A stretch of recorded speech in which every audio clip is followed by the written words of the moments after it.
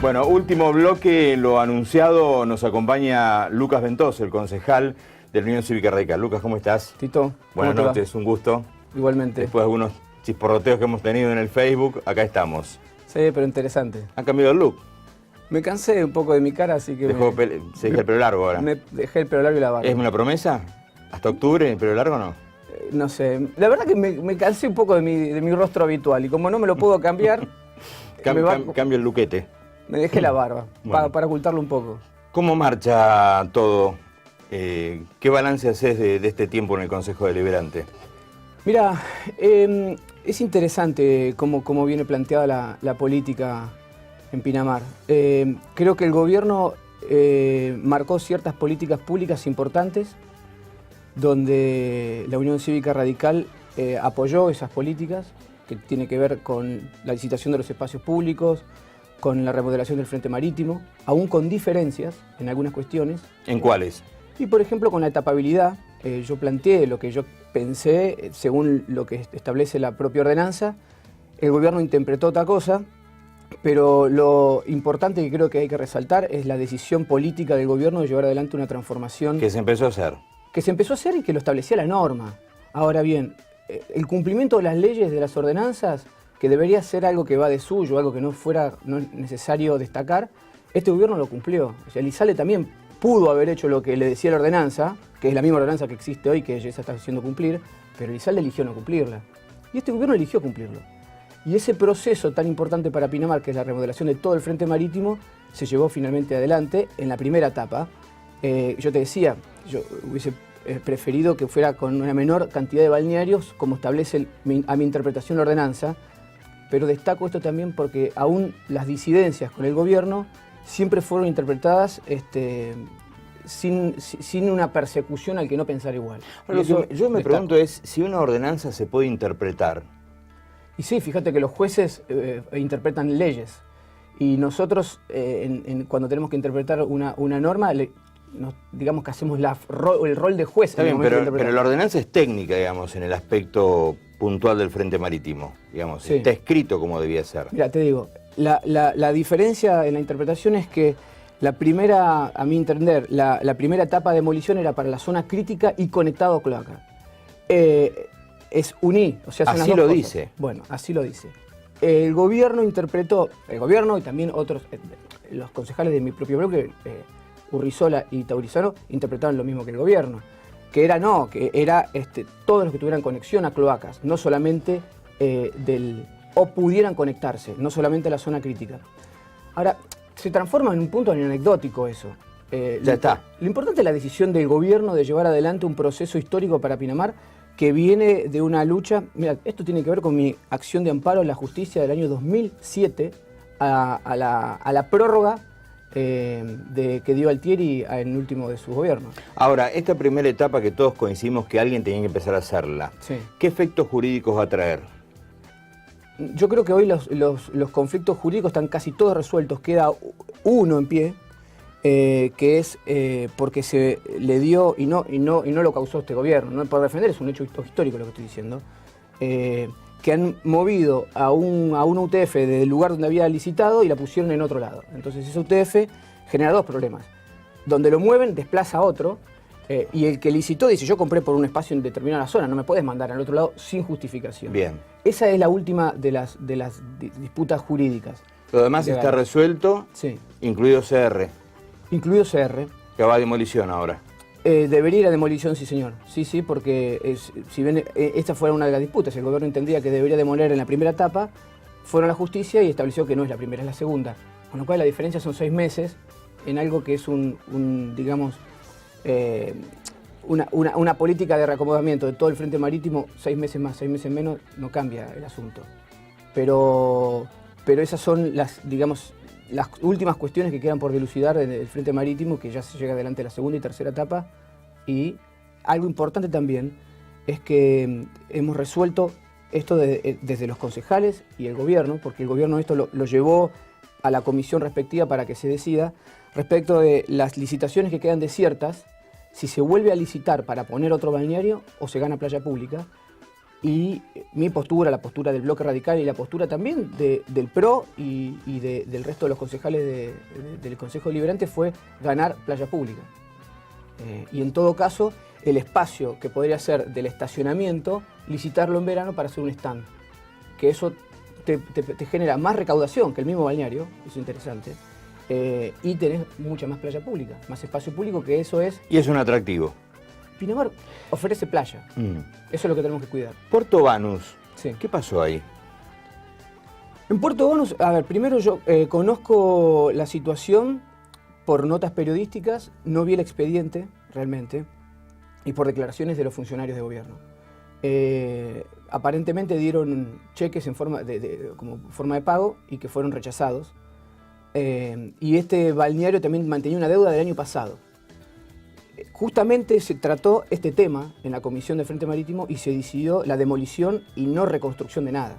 Ganar playa pública, te hablaba justamente de este balneario. Para ahora. Para ahora.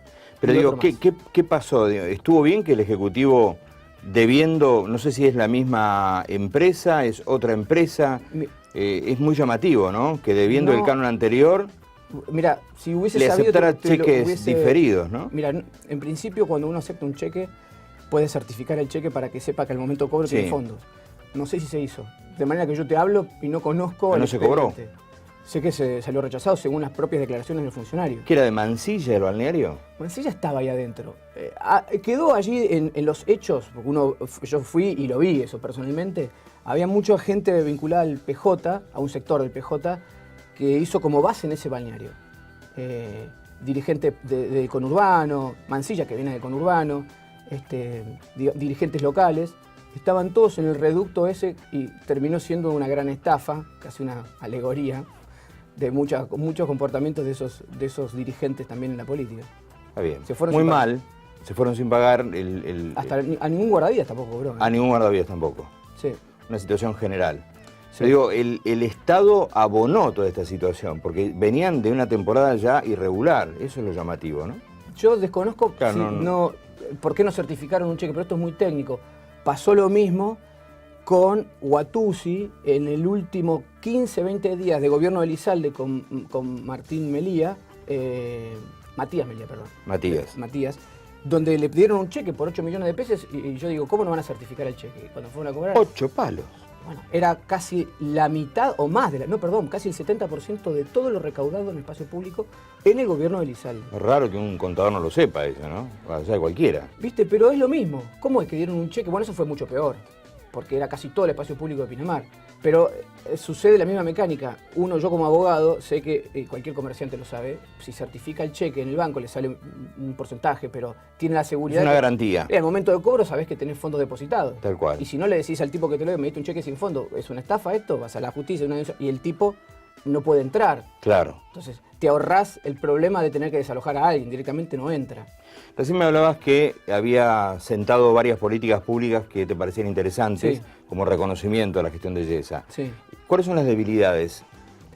Yo creo que la gestión del día a día en el tema de los corralones fue un punto a superar y que creo que notablemente se advierte con la toma de decisiones en el último mes, donde se puso en marcha un mapa de todo el partido con sectores, con días asignados para la limpieza de cada sector y con responsables por cada sector. Entiendo que claramente eso debió haberse adoptado hace 1 año y medio, pero también entiendo el contexto que se tomó Pinamar hace 1 año y medio. Era un contexto institucionalmente muy complicado, donde también hay diferencias de carácter. El gobierno, cuando está en cabeza de una persona, se toman decisiones muy distintas según quien gobierne. Yo creo que Martín entró por el lado institucional de la transparencia y digamos, de tener un gobierno fuera de todo tipo de sospecha de corrupción, porque venía muy designado Pinamar, todos sabemos, por la cuestión de la corrupción. Y creo que dejó en segundo plano la gestión del día a día. Y eso, si uno no es muy firme, él creo que lo vio claramente, y le costó después enderezar el barco. Y eso empezó ahora, claramente con el tema de los corralones, y hay que tener autoridad también ahí. Autoridad y ejemplo. Digo, si nombramos más personas en la municipalidad, sería bueno que esas personas no vayan detrás de un escritorio, sino que en todo caso vayan a levantar rama. Ahora, hay un funcionario que se llama Leandro Briñoles, Sí. que vos lo has cuestionado mucho. Yo cuestioné a su jefe en su momento y lo denuncié penalmente y lo procesé, que es a Mario Bartamendía, que Bien. está en este momento en un proceso Pero yo sumaria. recuerdo que vos lo has Sí. mencionado sobradamente a Briñoles. Nunca tuve, mirá que no vengo yo acá a apañar a nadie. Si yo hubiese tenido pruebas concretas contra Briñoles, hubiese estado en la causa penal donde se investigó y el fiscal lo hubiese procesado como procesó el resto, como procesó a Santoyani, a Mason, a Alberto Morales, también a Mario Bartamendía. Pero vos has tenido declaraciones mediáticas muy intensas respecto a la actuación de Briñoles en su función. Quiero decir, tampoco es para achacarte nada, Sí. pero es un hombre muy cuestionado desde las propias bases Pero vos sabés que- de los trabajadores municipales Sí. y tiene mucho que ver con el funcionamiento de los corralones, ¿no? Mucho que ver, digamos, hoy es el segundo de la Secretaría. Pero, a ver, volviendo a lo otro, yo no quiero dejar por cierto, yo con Briñoles no tuve nunca una prueba concreta de que él estuviera involucrado en un hecho delictivo. Él no licitaba, él no cumplía las licitaciones, es decir, no era el que hacía efectivo, como hace Bartamendía, que lo vas a ver poniendo doquines en algunos casos. Y él, su propia empresa, ejecutaba la obra pública. Briñoles no hacía eso. Nos guste o no nos guste, yo no defiendo a nadie, describo un hecho histórico. Y Briñoles no estaba en esa situación. Ahora me decís, ¿era la mano derecha de Mario Bartamendía en su momento? Como Caíta era su jefe superior, sí lo fue. Ahora, si yo tuviera pruebas, por ejemplo, con Caíta yo le inicié un sumario administrativo. Y está denunciada también, porque la responsabilidad política es innegable. Briñoles es un empleado de planta, no era un funcionario político. Ahora, después, si él cometió un hecho que yo desconozco criminal, habrá que denunciarlo con pruebas, porque si no, es como que nos metemos todos dentro de la misma bolsa y yo me tengo que hacer cargo por algo que yo nunca probé ni tuve en mis manos prueba alguna contra Briñoles. Segundo, la gestión de Briñoles yo creo que tiene muchas deudas en cuanto, y lo hice público, en cuanto al llevar adelante los corralones. Porque yo creo que Leandro Briñoles estaba más acostumbrado, está adiestrado para cumplir órdenes de mando. Y me consta que es un tipo que vos lo llamas a las 5 de la mañana y a las 5 de la mañana te va a bombear agua de una zanja, se cae un árbol y se levanta a las 5 de la mañana, yo no sé cuándo duerme. Pues está todo el día al pie del cañón. Lo que sucede es que no es lo mismo dar órdenes que cumplirlas. Y yo creo que ese rol nuevo no lo supo integrar bien a la gestión. ¿No te sentís distinto del Lucas Ventoso que fue al que es hoy, siendo no parte del gobierno, pero como una necesaria alianza que evidentemente tenés? De hecho, apareces como uno de los nombres importantes para integrar la lista de Martín Sessa para el Consejo Deliberante. Mira, si no de fuera octubre. distinto, sería... Uno se adecua también a las circunstancias y tiene que ver con el contexto político que existe hoy, que hace un año y medio no existía y que existió durante 15 años. Si hoy tuviéramos el mismo sistema político de corrupción y de saqueo de los últimos 15 años, yo tendría otra postura. Claramente tendría otra postura. De hecho, hoy, hace meses o semanas, yo presenté denuncias administrativas contra funcionarios por incumplimiento de sus acciones como funcionarios, sus deberes como funcionarios. En el caso de fiscalización, en el caso de la seguridad en playa, que yo cuestioné públicamente al responsable de seguridad en playa por sus políticas públicas, me parecen que no son las adecuadas, y lo hice. Cosa que no hizo ninguna otra persona desde el arco opositor. Está bien, pero Yo sí lo hice. ¿y la responsabilidad en ese caso de quién es? ¿Del intendente o de los funcionarios que denuncias? Y en principio del funcionario. Luego ¿Del funcionario? Y en principio lógico. Pero yo, por ejemplo, si te dicen... ¿Quién pone el funcionario? No, la cadena de mando última es el intendente. La cadena de mando última es el intendente. Vos en otro tiempo hubieras criticado a la punta del iceberg, porque en definitiva es quien tiene la decisión política de tener a esa persona que no está funcionando. Si hubiera un delito penal o hubiera una defraudación o hubiera cualquier cuestión que tenga que ver con el derecho penal, hubiese estado involucrado el intendente. No es el caso. No hay, o muchos hablan, pero después nadie investiga ni nadie prueba.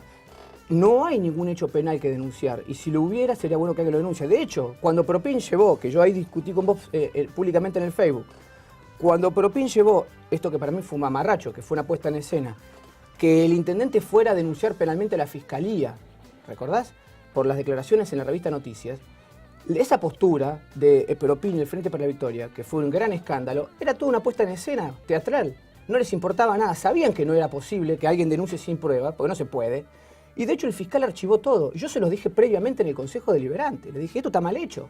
Díganme quién lo hizo, vamos a ayudar a hacer las cosas bien. Pero no hagan esta puesta en escena, porque esto ensucia toda la política. Porque Ahora, nos trata todo por chorro, y no es así. Vos tenés esa mirada como abogado. Sí, pero guarda, ahora, el fiscal archivó todo y Propina y Frente a la Doctora se callaron la boca, no denunciaron al fiscal por encubrimiento. Las declaraciones de Yesa, Sí. ¿las considerás felices? Al decir que hubo 50 tipos que lo quisieron coimear Eso es algo, en el arranque. Te voy a contestar si son felices o son infelices. Yesa marcó la cancha a su estilo diciendo se acabó el sistema de choreo en Pinamar. Yo lo hubiese hecho de otra forma. Él lo hizo así, porque esto es muy personal. Ahora, marcar la cancha, es decir, se acabó el choreo en Pinamar, que era lo que estaba. Pero es muy imprudente decirle a un medio de comunicación nacional que hubo 50 tipos que lo intentaron coimear y que pasa como Pancho por su casa, digamos. Te digo una cosa concreta. No se puede defender eso, Lucas. Yo estoy defendiéndolo, yo estoy diciendo que son posturas de cada uno. Y yo te voy a decir dos cosas. Primero, yo denuncié con Todas pruebas. son posturas de cada uno. No, pero con fundamento. Porque si yo te digo algo caprichoso, yo estuve presente en una reunión donde estaba una empresa automotriz y me contó a mí, en presencia del intendente, cómo tenía que venir a dejarle plata a otros funcionarios durante toda la historia.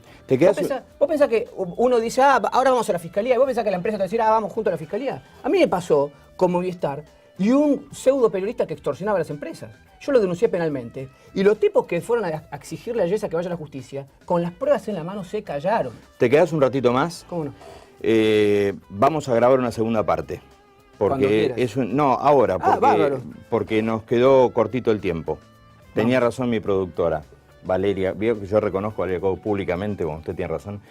Nos vamos. El martes nos reencontramos con otro momento junto a Lucas. Lucas, gracias por venir. No, gracias por la invitación. Bueno, nos vamos el martes nuevamente aquí. Buena semana para todos. Chau.